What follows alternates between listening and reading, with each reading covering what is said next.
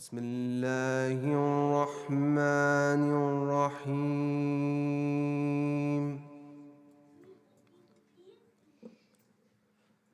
لا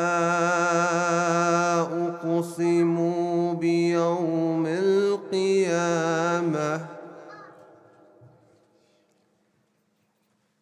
ولا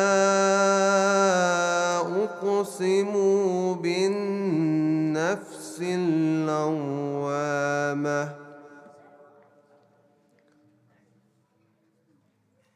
أيحسب الإنسان أن لن نجمع عظامه بلى قادرين على أن نسوي بنانه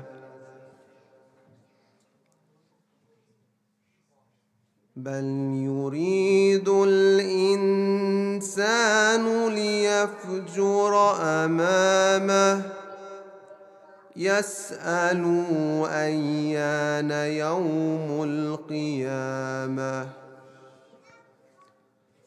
فإذا برق البصر وخسف القمر وجمع الشمس والقمر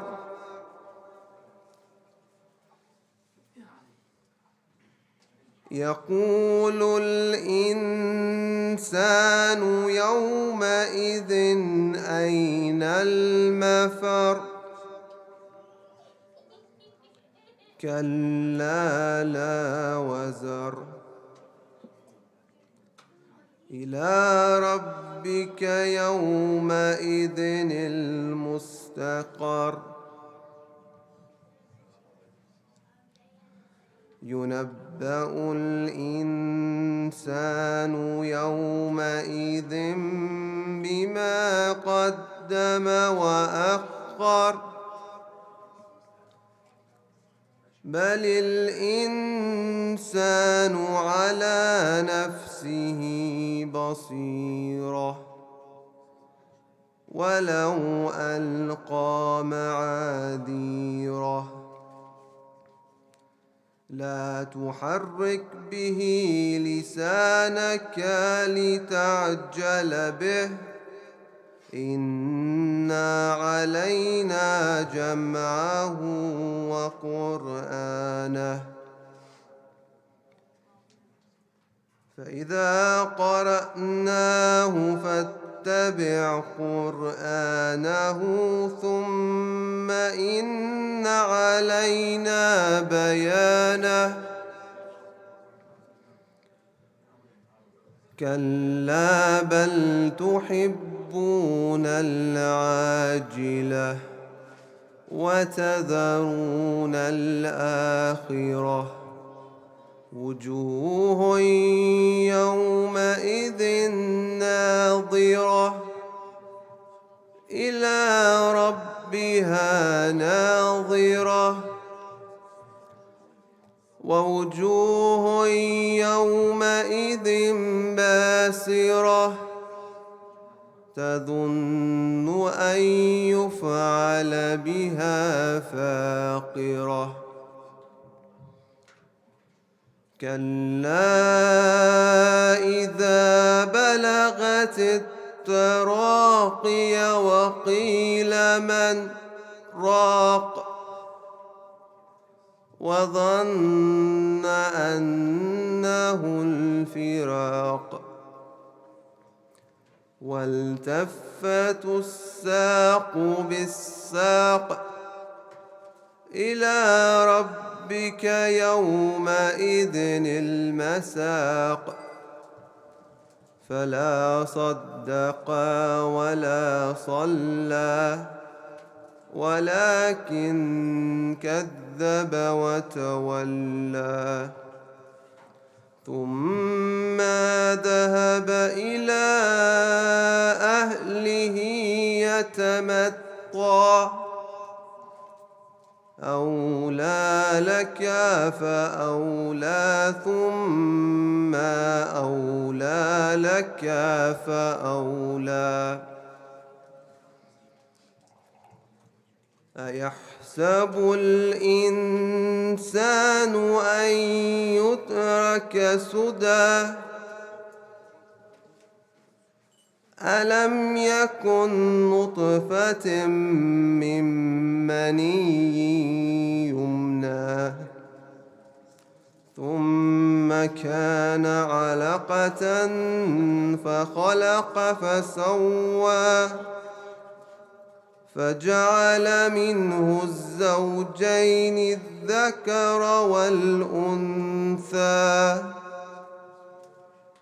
أليس ذلك بقادر على أن يحيي الموتى صدق الله العلي العظيم وصدق رسوله الكريم أفلح من صلى على محمد وآل محمد.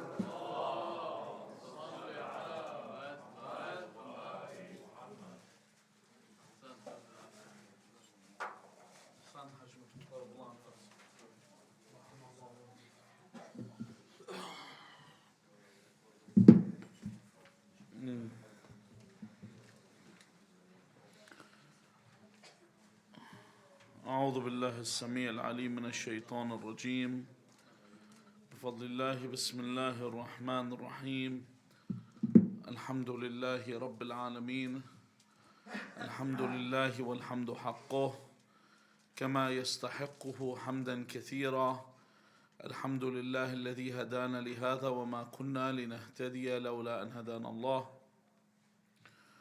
اللهم لعن أول ظالم ظلم حق محمد وآل محمد وآخر تابع له على ذلك اللهم لعن العصابة التي جاهدت الحسين وشايعت وبايعت وتابعت على قتله اللهم لعنهم جميعا ثم الصلاة والسلام على خير خلق الله أجمعين محمد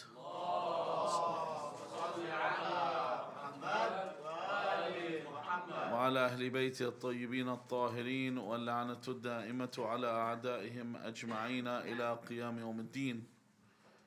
Just before we begin, a lot of people have been asking with regard to the day of Arafah and the Eid, and like previously we had multiple Salat al-Eids, we had 3, and they're all with their purpose.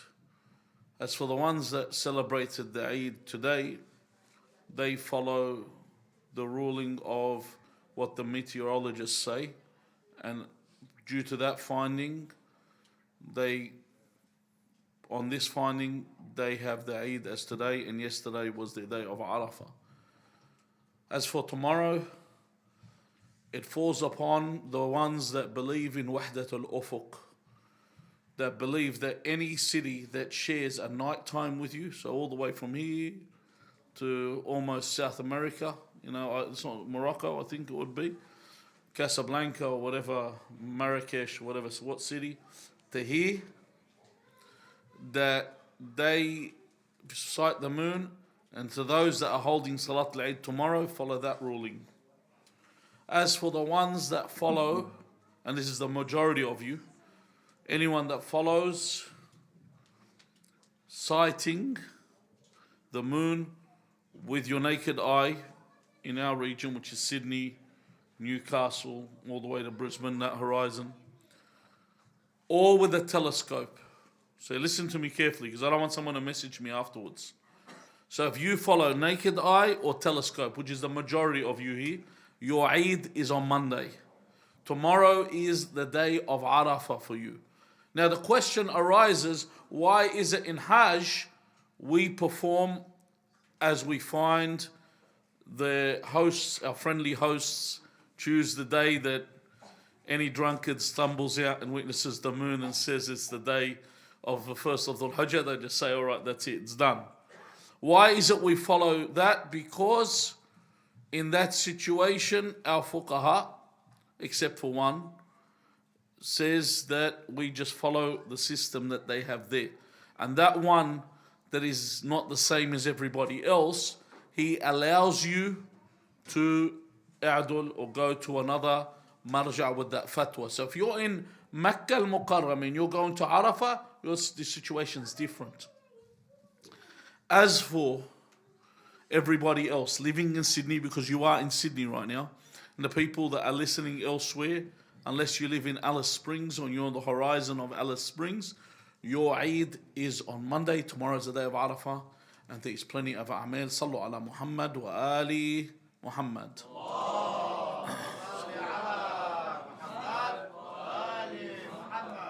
باقر علوم الأولين والآخرين. The first Imam under oppressive rule that was able to preach and teach the religion due to an era where there was infighting over who will rule. People were too preoccupied, even amongst themselves, the Umayyads fought over who will rule. Imam Al-Baqir alayhi salam on the 7th of Dhul-Hijjah was poisoned by the Umayyad Caliph from Banu Marwan, Hisham ibn Abd al-Malik. But the sermons that we usually hear are usually sermons on these days where they give you a discussion about their lives. However, I always find it's better because you people, the ones that attend centers, are people that are well versed when it comes to the lives of the Imams.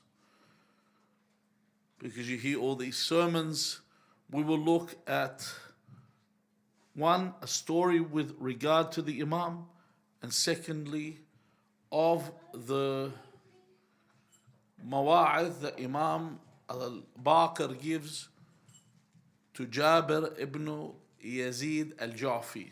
Last year, I touched on a part of this commandment. It's a long wasi, long commandment.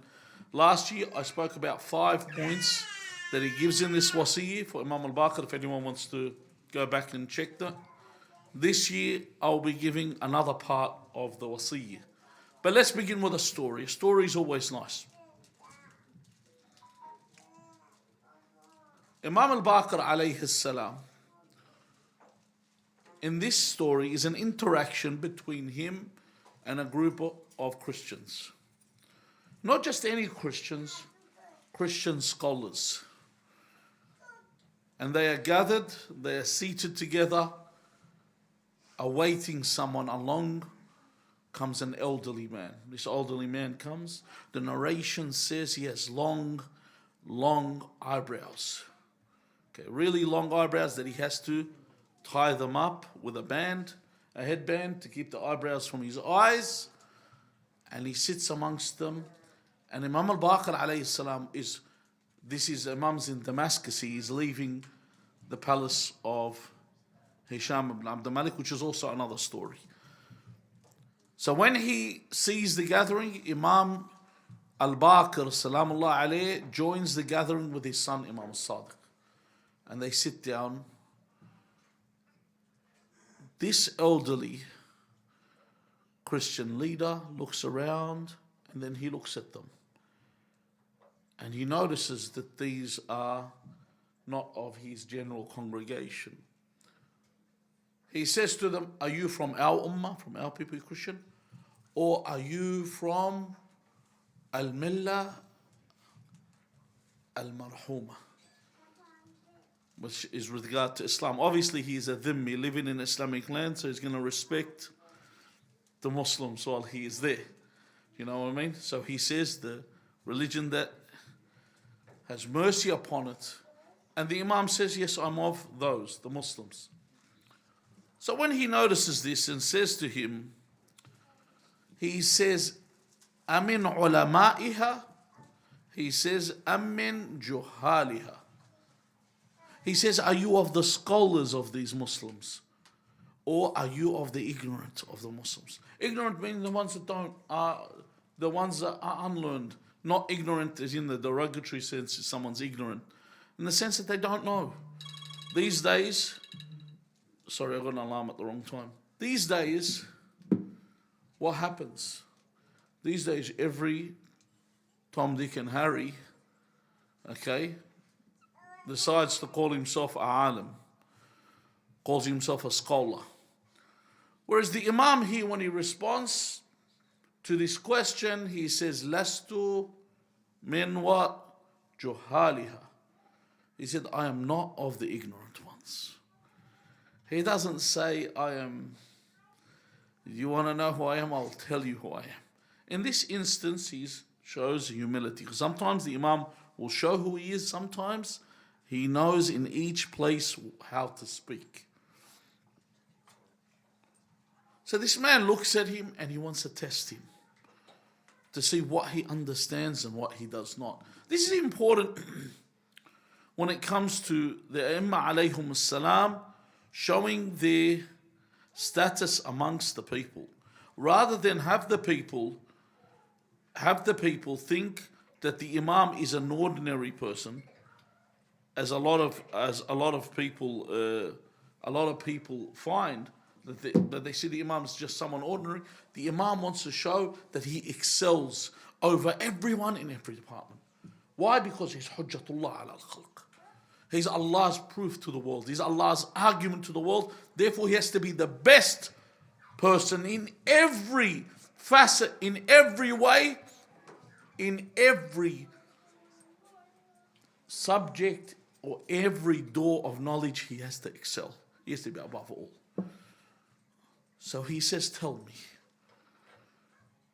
you say, the Muslims, that the people of Jannah eat and they drink, yet they do not go to the toilet. You know, we have a hadith, the people of Jannah eat and drink, but they don't have to answer the call of nature. They don't have to go to the toilet. He says, how is this possible? And can you give me evidence of this in something, he says, that is with us today? Something that you can prove evidence today that this is something that's possible. Why? Think about this. Energy is what? Conserved.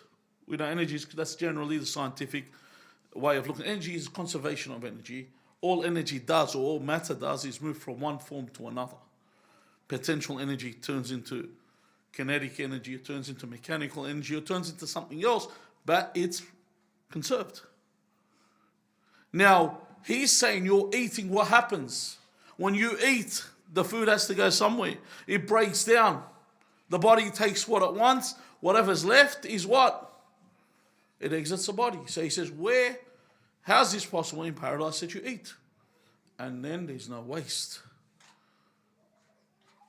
So the Imam says, like the janeen, like the fetus, like the child in the mother's womb, he says it eats and it doesn't waste. You never hear of a child relieving their bowels in the mother's womb. That'd be a catastrophe. You know, there'd be actual catastrophe. If that did happen, the child will end up with some kind of infection that is very serious and dangerous towards the infant. So this is where the Imam shows his knowledge. In the second question, he says to the Imam, he says, you also state that the food or the fruits in the Jannah are soft, which means soft, it means they're ripe. Okay? When a fruit become ripe, he says, and they are preserved. Like, you know, now, for example, I was looking at one of the, someone was asking about golden circle juices. And, everyone tells you golden circle's haram. No one drinks it. And of the reasons is because they use beef to give clarity to the juice. So when you look at it, they use beef and alcohol in order to give the juice clarity. So it's, you know how apple juice is usually cloudy. They use some agent to clarify it. So there they use beef and alcohol as an agent to make it clear. So we use some kind of preservative to give it long life as well. So how be it that fruit in Jannah is always la mamnu'a wa la maqtu'a. It's not There's never anything out of season. And there's never, like now, you go to buy your veggies. Someone comes in and goes, can I have 4 leaves of lettuce? Thanks, Because everything's just gone up in price. That's what starts to happen. However, in paradise, this is not cut off in any other way. It's conserved, and it's always there, and it's there forever. It doesn't change. So he said, how is this possible? Nothing can be preserved. Everything comes to an end. Give me a living example of this. And the Imam said, the earth. The earth, the soil that you use. It's always soft. It's always preserved. The same earth you're using was the same earth that's been used for millions and millions of years. Isn't that right? So then he says, okay. Then he proceeds and says, all right, I want to ask you another question. He says there are one of the hours in the dunya, in this world. See, now we'll move to another point. He says, one of the hours in the dunya that's neither of the day and it's neither of the night. It doesn't belong to the day and it doesn't belong to the night.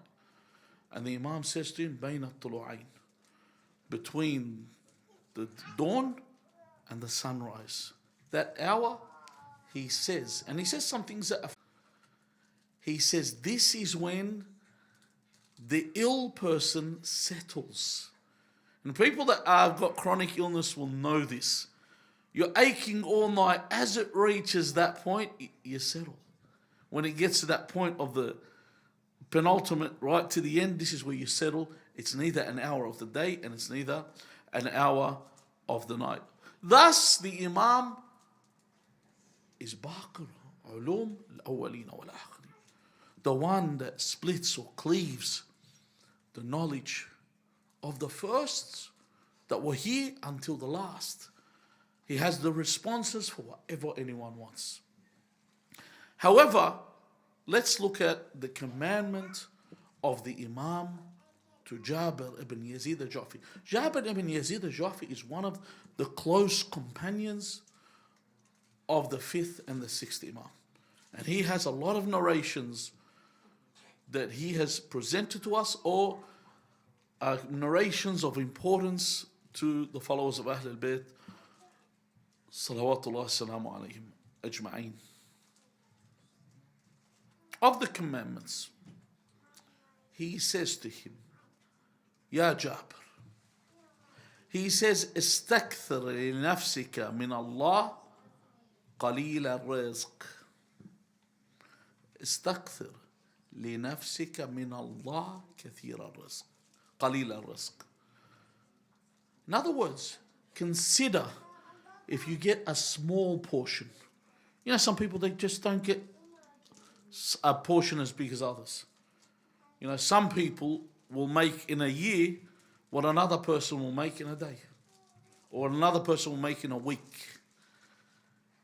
You sit and you think about this. When I was talking once about Mesut Özil last year, when I was talking about Imam Al-Baqir, and I was talking about basically getting a reward without doing nothing. I said, this guy was earning $500,000 Australian dollars a week. A week. $500,000 Australian dollars to sit on his pants. $500,000 a week. Some people will not even dream of that in several years. And he was earning it 1 week. So he said, consider the small or portion of sustenance that God gives you to be excessive. He says, oh Jabir, consider it to be excessive. Why? He says, تخلصا ila shukr. Why? Because if I consider it to be great, I takhallas. What do I takhallas from? I takhallas from ingratitude. It means I will not be ungrateful. Instead, I'll be very grateful. Wow, I got something that I didn't even earn. I got something that I didn't even work for. Allah gave me this much. You see, some people, they'll work and the smallest amount of money, they kiss and say, Alhamdulillah, rizq halal. I earned an honest dollar. And other people, they're not grateful. You know, I only got a 2-carat diamond ring. You know, something like that was a swinge. And you say, man, the only carrot I know is the vegetable. You know, don't know what you're talking about. This is what some people will consider in this point. Then he says, وَاسْتَقْلِلْ مِن نَفْسِكَ كَثِيرَ طَاعَةَ اللَّهِ. You know, if you're someone, and a lot of you people that attend these centers are people that do a lot of acts of worship. Suffices you coming here, you're getting rewarded as you come.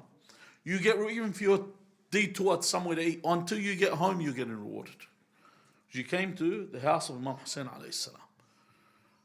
That you're getting reward for all these actions, the salah you pray, the dua that you will do tonight, inshallah, and tomorrow for the day of Arafah. On the Eid, all the a'mal you do, the people that pray Salat al-Layl, the people that do all these extra a'mal and actions. And all of you, Azwar Abu Abdullah al-Hussein, do you know why? Because every single one of you, if the road was open to Karbala, I'm sure would be on their way to Karbala. If the road was as easy as it was in the past years. So you're getting the ziyarah and you're sitting at home. Because you have that niyyah to go. You have that love for Abu Abdullah al-Hussein. However, he says, وَاسْتَقْلِلْ مِن نَفْسِكَ كَثِيرًا طَاعَةَ اللَّهِ. All this, consider it nothing. Consider I haven't done anything at all. Even if you've done a lot. Why, he says, إِزْرَاءً عَلَى النَّفْسِ وَتَعَرُّضًا لِلْعَفْوِ. Why? Because if I consider I've done a lot, I'll start becoming haughty. I become self-conceited and proud and think, you know, I've done it all. I stand around and I'll be posing that I've done everything. You need to hold yourself in contempt. Why? Because it will cause you to seek pardon from God. And Allah will pardon you. Allah will forgive you because you hold these great actions. That's why when you hear the Qari of Majlis Abu Abdullah, and if I want to tell you what the value of the Qurra that read the Majlis, the ones that read the Latum, and the ones that listen to the Majlis, and the ones you do not understand, if when inshallah Muharram comes and you listen to the narrations, inshallah you all know them. The value, and then you hear the Qari at the end say what? Allahumma taqabbal minna hadha al-qaleel. Yeah, we know how great the reward is, but it's qaleel because I have to make myself feel that I've done little. So I do not become too proud of myself. I always hold myself in contempt. Then the Imam warns Jabir about putting things off and warns him about being heedless. He says to Jabir, Ya Jabir, Iyaka wa tasweef. What's tasweef? Tasweef is when I say sofa. What does sofa mean? I'm not talking about what you sit on at home. Sofa means when someone says your assignment is due on the 13th of August, you start doing it on the 12th of August. That's tasweef. Basically when you put things off. But some people, they'll turn up to the university and or their school and they'll say, listen, my dog got sick or whatever happened, can I have that extra day? And they get the extra day. This is called tasweef, putting things off. This is what we call procrastination. As the proverb says, procrastination is the thief of time. It's when I put things off. He says, why? What? Be wary of this. He says, فَإِنَّهُ بَحْرٌ يَغْرَقُ فِيهِ الْهَلْكَ. Because when I put things off, it is a sea. The who drowns in the sea, he says, al-halka. Al-halka are the damned. A damned where? To Nar Jahannam. The biggest doorway into the fire of hell is called what? Babe, a tasweef. The door of the procrastinators. They're the ones that kept putting everything off. Sofa atub. There was one poet called Al-Asha. Al-Asha is, if you research Arabic poetry, he was probably in the top 5, if not in the top 3. Al-Asha's poetry was so powerful. When even Amir al-Mu'mineen, Ali ibn Abi Talib sallallahu alayhi, quotes Al-Asha, that's how powerful his poetry was. And they quote what he said. Al-Asha was a mushrik. When he heard about Islam, after all, he said, look, I'm getting old, I'm going to become a Muslim. I'll go to heaven. I've already won the dunya as a poet. I got what I wanted. I'll become a Muslim now and go to paradise. When the news came to Abu Jahl that Al-Asha is going to become a Muslim, he said, hold on. This is catastrophic. If Al-Asha becomes a poet and he's next to Rasulullah Muhammed sallallahu alayhi wa alihi. You have a good poet. He's running all these references of praise and all these stanzas that people will be echoing for years. This is a tragedy. This is a big problem. So Abu Jahl got his posse and they said, listen, we got to convince this guy out of it. So they went to Al-Asha and they said, listen, we will give you 100 red camels.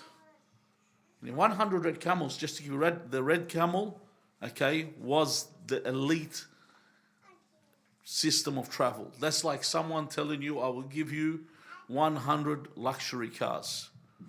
Okay, I'll give you 100 luxury cars. Think about that. Then they say, we will give you any woman you desire. You know, usually guys, they'll sell for much less than that. I will give you all this. And he said, no, this is Islam. This is the way to God. They said, okay, we accept. They said, we'll give you all this if you delay it for 1 year. And they said, in 1 year, we'll sort something out. So he thought a year. Okay, he took up their offer. I will wait 1 year and I will delay my Islam for 1 year. He took up their offer and he died within that year as a mushrik. Why? Because he procrastinated. Hello, you might think, what if he lived for a year? They would have given him another offer. You know, if Iblis gave him one offer, he took it, he's going to take the next offer even cheaper. Because once he's taken the offer, he will always take that offer. Then he says, وَإِيَّاكَ وَالْغَفْلَةِ فَفِيهَا تَكُونُ قَسَاوَةُ الْقَلْبِ. Beware of ghafla, of heedlessness or inattentiveness. He says, فَفِيهَا تَكُونُ قَسَاوَةُ الْقَلْبِ. Within it is what? Is where the heart becomes hardened. Ghafla is when you're inattentive. And this will be the focus for whatever I have left in our time. Allah Azza wa Jal. And this is for a few of the brothers and sisters that have attended rarely. And the brothers and the sisters that listen rarely, not to this, to any maw'idh. MashaAllah, a lot of you go to different places and listen to many maw'idh. The ones that rarely listen, this is important. Allah Azza wa Jalla, sallu ala Muhammad wa ali Muhammad. Bismillah.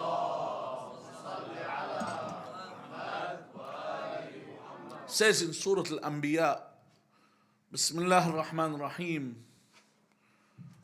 right at the beginning, اقترب للناس حسابهم. اقترب للناس حسابهم. اقترب للناس حسابهم. That the account of mankind has come near. It's come near. But what does he say? He says, وَهُمْ فِي غَفْلَةٍ. While they are all inattentive. They are all heedless of this. He says, وَهُمْ فِي غَفْلَةٍ مُعْرِضُونَ. They are disregard this because they are in oblivion. They're oblivious to this. They're inattentive. See, these people, they live in the dunya as if there is no akhirah. And then he says, Allah Azza wa Jal, ما يأتيهم من ذكر من ذكر من ربهم محدث. Listen to this. That every time a reminder comes to them, muhdath, meaning what? A new reminder. So every time you get a reminder, you get a second reminder, you get a third reminder, إلا استمعوه وهم يلعبون. They hear it, and what do? They continue to play. They continue to play around.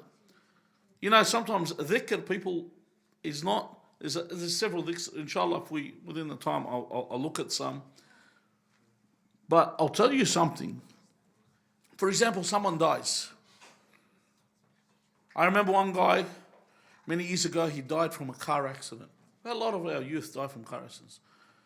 So what did the people do in his memory? They started burning out cars, spinning off the cars. Like, could you imagine, like we said, someone died from bungee jumping, and everyone just jumps off a cliff in their memory? Like, this is idiocy.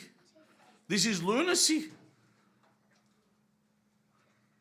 Is this the way I react when something like this happens? إِلَّا اسْتَمَعُوهُ وَهُمْ يَلْعَبُونَ. And Allah says, لَاهِيَةً قُلُوبُهُم. The hearts, lahiyah, they sit on diversions. They're preoccupied with other things. What are they preoccupied with? Gaining wealth, acquiring wealth. They're preoccupied with the dunya. They forget what the hereafter is about. Now, I get a person after lecture all the time that says, so should we just worship and forget about the dunya? No, I haven't said that. Your primary thing is the akhirah. I'll tell you something simple. What's more important? Painting a front door or building a house? If you say painting a front door, you should not be here. There should be some mental institute. You should go sign up and go there. You obviously would build your house before you worry about painting a front door. Your people here are not even painting a front door. They're worrying about whether the lock is going to be a mortise lock or not. That's what they're worrying about. They haven't even got to that. That's how they're living. Their lives are diverted by things that are not important. Imam Al-Baqir, alayhi salam, this is the importance of knowing who they are. He was asked, Man a'zamu nas qadra. Man a'zamu nas, who out of the people is the most worthy? You want to, taqdeer, use the highest pedigree, use the highest degree. I want to know who has the highest station when it comes to people. Who's someone that's most worthy? And the Imam says, Man la yubali fi yadi man kanat ad-dunya. The one that doesn't care who possesses the dunya. He doesn't care who has the dunya.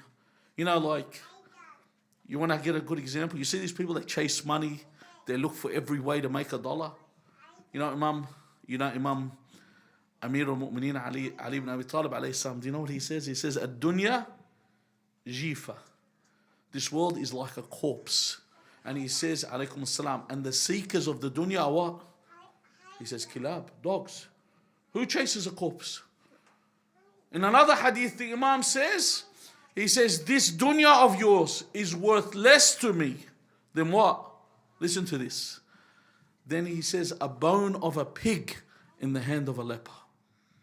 It's worth less than the bone of a pig in the hand of a leper. It's worth nothing. Why? Logically, why? Because it's not going to stay. You know? It's like someone gives you a rental car. It's a rental car. And they're not giving you a rental Ferrari. They give you a rental car. You know, you get someone's renting you a car that's rust bucket. Exhaust is scraping on the ground. First, second, third, fourth gear, the clutch slips on each one. And you're barely doing 30 kilometers an hour, if that. This kind of a car. And you're so happy. You're cruising through, you're doing happy laps around Bondi Beach so everyone can see you, that you're driving. This is how people are when it comes to dunya, and even worse. This person who does not care as to who possesses this world, Sallu ala Muhammad wa ali Muhammad.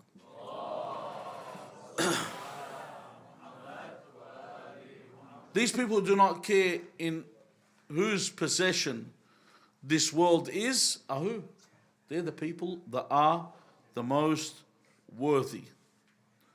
What is heedlessness? What is being inattentive? You know, when people ask about an original sin, we could say that we inherited an original sin from Adam. But that wasn't the sin of Adam in that sense. We inherited something from him, just as we inherit something from our forefathers. We inherited from Adam forgetfulness. The insan from nisyan. The insan forgets. Allah says, وَلَقَدْ عَهِدْنَا إِلَىٰ آدَمَ مِنْ قَبْلِ فَنَسِيَ وَلَمْ نَجِدْ لَهُ عَزْمًا. Allah says we enjoined Adam from earlier on, that we warned him about things. He says, فَنَسِي. Adam was forgetful. Allah says, but we did not see him as resolute. He wasn't determined. It's not like he committed an atrocity. It's not like he did something. What he did, we said with the Anbiya, is what we call tark al-awla, which is to leave what is preferable. To leave what is of utmost importance. They might do what's second most important instead of leaving what is best.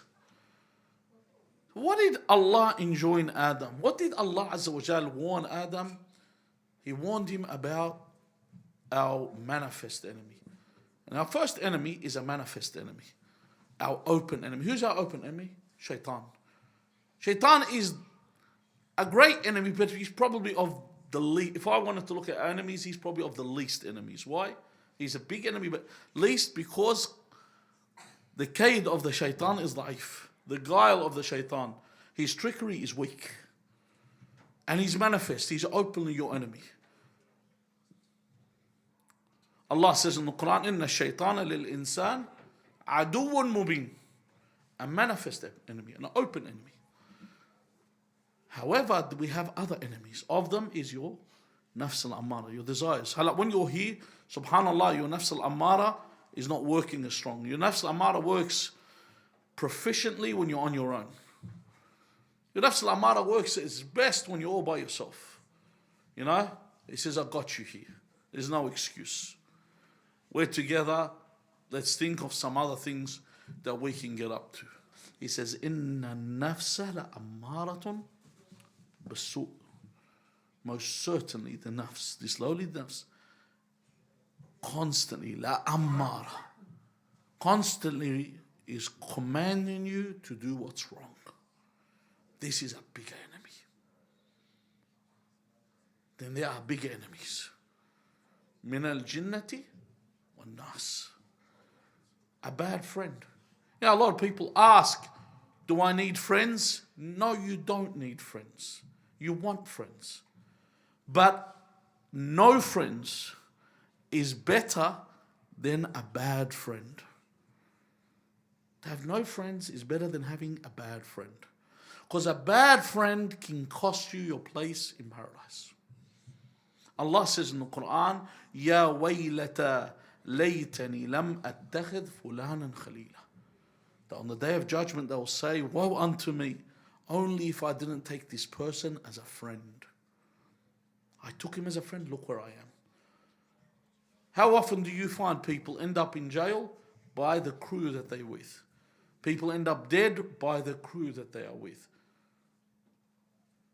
People end up making stupid decisions by the crew that they are with, the people that they associate with. However, what is your most harmful enemy? What is the worst enemy? The Imam says, Al-ghaflatu adarru al-a'da. The most harmful enemy is al-ghafla. Why? Because al-ghafla, when you're inattentive, it's like having a business partner. Imagine you've got a business partner that's ripping you. He's stealing from you, but you don't know about it. You don't know he's ripping. Then one day you find out, it's going to cost you a lot. You could even lose your business. But the difference with inattentiveness to the akhirah, it costs you paradise. If it's not the mother of all problems, then it is one of the mothers of the problems. Take, for example, if I'm a motorcyclist on the Isle of Man. You see that Isle of Man, the motorbikes, those speeds again. Imagine one of them is inattentive for a moment. Okay? He'll see 4 Ghanaians with a coffin. That's about it. Imagine that moment, inattentive, see you later. You're going somewhere else. Now the thing is, with the prophets it was different. I mentioned it was tark al-awla. They left what is preferable. But even that moment where God left them, when we have the hadith, it said God left them to themselves for tarfat ayn. Yunus, Allah Azza wa Jal left his affairs in his hands for a moment. Yunus did dua on his people. Where did he end up? In the stomach of the fish or the whale. Just for a moment. Yusuf, Allah Azza wa Jal left his affairs in his hand for a moment. He said to the person in prison that was going to get out, he said, remember my case in front of your king. Both these instances were not haram. Both of the instances were not even makruh. They did what they were entitled to, but not what a prophet does. A prophet should have more patience in the case of Yunus. Yunus preached to his people for 30 years, then did dua on them. God said that's not enough, you should be more patient. Someone says 30 years he put up with them, slandering him, cursing him, attacking his house, and then did dua. Some people won't put up for 30 seconds. Okay? Then they would take action. However, Yunus is different, Allah said in this case. For Yusuf, he asked an innocent prisoner to tell the king about what happened to him. That's all he said. God said, you should have just come to me, no one else. People say, hold on, can't I ask people for help? A prophet's different. We have a hadith that says, and I've said this hadith before twice this year, Sayyi'at, Hasanat, Afwan, al-Abrar, Sayyi'at, al-Muqarrabeen. The good actions of the righteous are the errors of the near ones. Hasanat, they're on another level. They're not allowed. This is why someone, when you get, when I, as a sheikh, when people come up to me and say, oh, why do you get angry? You should be more patient. The Prophet was patient. I said, that was the Prophet. The Prophet that were attacking him, attacking his house every day. They fought him in Uhud. He said, Allahumma ehdi qawmi, Allahumma ehdi qawmi fa innahum la ya'lamun. Get me someone on this earth that would do this. They attack everything on the Imam Abu Abdullah al-Hussein alayhi salam on the day of Ashura kept calling the enemy back to Islam. Who does that? Who do you know keeps calling the enemy back? The enemy that's fought them. He didn't do this only before they attacked. He did it after. Every time someone was killed, he kept calling them back to Islam. Why? Because they're different. The prophets and the Imam, they're on another level. طبعا Rasulullah Mohammed sallallahu alayhi wa alihi.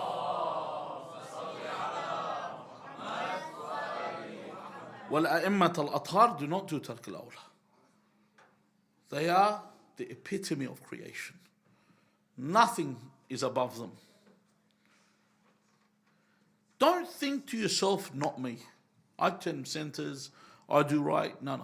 You and I all have a potential to be despots. We have potential to be mass murderers. We got potential to do anything. That's why I can't be inattentive. And in being inattentive doesn't mean being perceptive, being able to see things. And the Imam says, انتباه العيون لا ينفع مع غفلة القلوب. Sometimes you might see things, perceive things with your eyes. If you're inattentive in your soul, you're not seeing the real picture, the big picture. The other thing you need to understand about inattentiveness or heedlessness, the Imam says, سكر الغفلة والغرور أبعد إفاقة من سكر الخمور.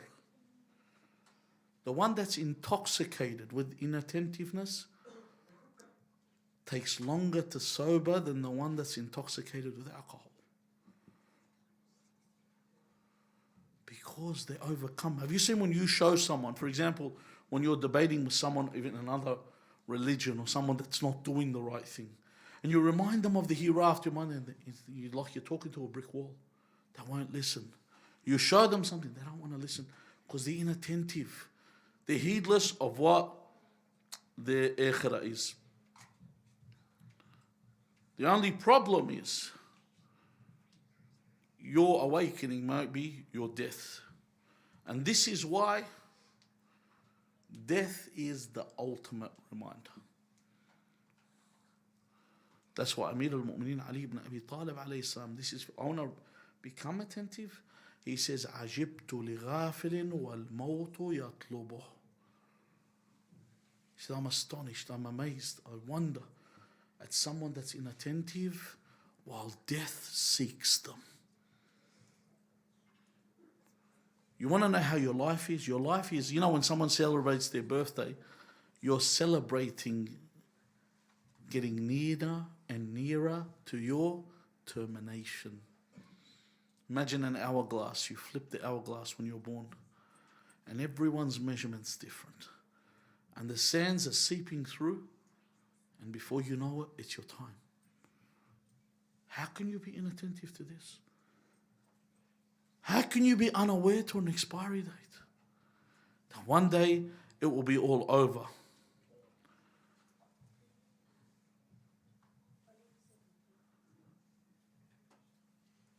I mentioned death as a reminder, and I said before, when people get a reminder and they ignore it. That same story, as I mentioned, of the youth that died in a car accident. I remember one of his friends, he said, I said, how did you go with this? He said, I still haven't got over it. I said, you're affected? And I know this guy, he doesn't pray. He said, yes, I'm very affected. I said, how are you affected by his death? He said, I cry when I remember him. I said, have you started praying? He said, no. I said, you haven't been affected. If you haven't thought, no, I'm going to start. There's this person. See, people don't understand. Someone's death isn't a time for you just to mourn and miss them. It's a time for you. You've had a taste that you're immortal. Their death is your reminder. The deaths of others are your reminder. All these deaths that we've had, recent deaths, they're all a reminder for all of us that we are mortal and our time could come at any moment. In fact, this is the nature of this world. This world is a composition of people entering and leaving. This is what it's composed of. And the Imam says, من غفل أمير المؤمنين عن حوادث الأيام. من غفل عن حوادث الأيام. The one that is inattentive to what? The incidents of the days, all the reminders that we get. He says, أيقظه الحمام. He gets a rude awakening when he's on that slab being washed. This is where he wakes up. Why do I need to wait for this? Why do I need to wait till they're washing me for me to wake up? This is why we come to congregate and remember Al-A'imma alayhum as-salam. And this is where I'll leave you with just a few points. Please bear with me. Sorry about, some weeks I go shorter, this time a bit longer. Imam Al-Baqir says, أكثر ذكر الموت فإنه ما أكثر ذكر الموت إنسان إلا زهد في الدنيا. increase your remembrance of death. For the one that remembers death more often, zahida fi dunya. He has no value and no worth for this world. And this is why we come to these places, to remember our lives. Why do we have majlis? You know, like we get to Muharram, you're going to get 100 people ask, why the majlis? In fact, every one of you can retell. You get on the mumbar, you can tell the majlis. If the qari says something that you know is wrong, people are able to correct them. That's how well everyone knows the majlis. Someone says to you, Abu al-Fadl Abbas alayhi salam, everyone can give you the gist of the story. Isn't that right? Some will give it to you in detail. How's that? How so is this the case? Why are we like this? Because of these majalis. But why do we come up? For the purpose of reminder. We are now at a time where those that had opportunities went, those that have not taken these opportunities have missed out. Amir al-Mu'mineen says, في كل وقت فوت. Every moment an opportunity has been missed. Those that went to ziyarah, went to ziyarah. Those that went to hajj, went to hajj. Your youth, those that took advantage of the youth, took advantage. Those that took advantage of their freedom. Remember when in lockdown? Some people go to jail. Your freedom to express yourself, it's gone. You don't always get it. Sometimes those that tell you, oh, when I was younger, I had a lot of money. I didn't use it in the right way. Everything goes away and it may not return. I'm just going to leave you with one last line. And I got this line, believe it or not. I was watching, my kids were watching a movie, I was watching it with them. You know, one of these children's movies. And in this movie, they said something that one of the protagonists said, I have a 5-year plan. Once this comes to fruition, he says, then I have time to spend with my kids. The guy sitting with him said to him, in 5 years, they will no longer be kids. And the only time you will have to spend is regret. Very important point, because usually whenever I say everything, I always put it in the context of religion. Think about it like this, that all your life that you think sofa, later I'm going to fix, all you're going to be left with is a hasra. That's also in Surah Al-Anbiya and in Surah Maryam, it mentions a hasra from those that are inattentive to this world. We ask Allah Azza wa Jal to make us of those that take heed of what's happening, to make us preoccupied with the akhirah and not with our dunya, to make us of those that earnestly await our master Al-Hujjat ibn al-Hasan al-Mehdi. We ask Allah not to take us from this world until He is pleased with us. We ask Allah Azza wa Jal, inshallah, tomorrow is the day of Arafah, as Imam Abu Abdullah al-Hussein alayhi salam says, Allahumma inni as'aluka hajati allati in a'taytaniha lam yadhurrani ma mana'tani wa in mana'taniha lam yanfa'ni ma a'taytani. Well, I ask you my haja, I have one haja, that if you give me this haja, if you prevent me, nothing you will give me will benefit me. Imam Hussein saying this. And if you prevent me from this haja, or you give me this haja, nothing you prevent me from will affect me. Just one thing. What is it? He says, أسألك فكاك رقبتي من النار. I ask you to save me from the fire of hell.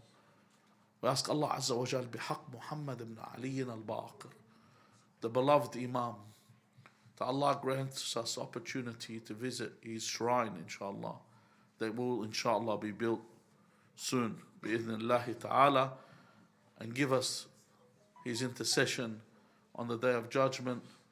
Allahumma hasten the reappearance of our master Al-Hujjat ibn al-Hasan al-Mahdi arwahuna fida. Bismillahir Rahmanir Rahim. اللهم صل على محمد وآل محمد.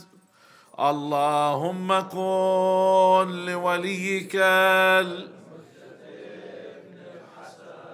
صلواتك عليه وعلى آبائه في هذه الساعة وفي كل ساعة وليا وحافظا وقائدا وناصرا ودليلا وعينا حتى تسكنه أرضك طوعا وتمتعه فيها طويلا برحمتك يا أرحم الراحمين. وإلى أرواح المؤمنين والمؤمنات وإلى أرواح موتانا وموتاكم ولقضاء الحوائج وقبول الأعمال وشفاء المرضى وغفران الذنوب وحسن العاقبة. رحم الله من قرأ سورة المباركة الفاتحة مع الصلوات.